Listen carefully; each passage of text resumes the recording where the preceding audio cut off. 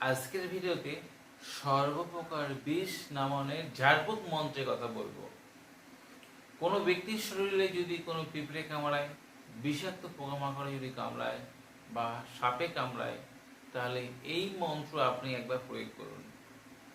যে শক্তিশালী মন্ত্রের কথা বলবো, সেই মন্ত্রের দ্বারা কিন্তু আপনি যে কোনো প্রকারের বিষ আপনি নামাতে পারবেন এবং নাশ করতে পারবেন।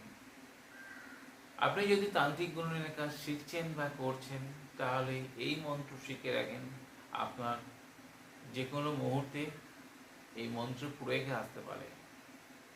এই মন্ত্র দ্বারা সাপে কাটা রোগী বা কুকুরে কামড়েছে বা যে কোনো প্রকার বিষ নামাতে পারবেন। যেখানে সর্প লেখা আছে সেখানে সাপের নাম উল্লেখ করে আপনি মন্ত্র পাঠ করবেন, আর যেখানে সাপ যদি না কামড়ায় বা অন্য কিছু যদি কামড়ায়, তাহলে কিন্তু আপনারা সেই নামটা সর্পের জায়গায় নাম উল্লেখ করবেন।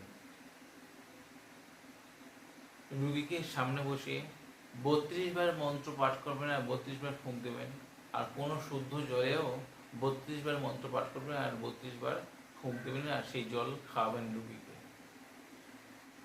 সাপে কাটা বা বিষাক্ত পোকামাকড় যদি কামড়ায়, কোনো ডাক্তারের আপনি পরামর্শ নেবেন, তারপরে আপনারা এই ক্রিয়া করুন, আপনাদের অবশ্যই উপকার পাবেন। মন্ত্রটি ভিডিও শেষে দিয়ে দেবো, দেখে নেবেন। আপনাদের এই ভিডিও কেমন লাগলো অবশ্যই কমেন্টে লিখবেন। আজ বন্ধুরা এই পর্যন্ত, দেখাবো আগামী পর্বে। ততক্ষণ সবাই সুস্থ থাকুন, ভালো থাকুন। জয় মা তারা, জয় মা কামাখ্যা, জয় গুরু বামদেব। নমস্কার বন্ধুরা।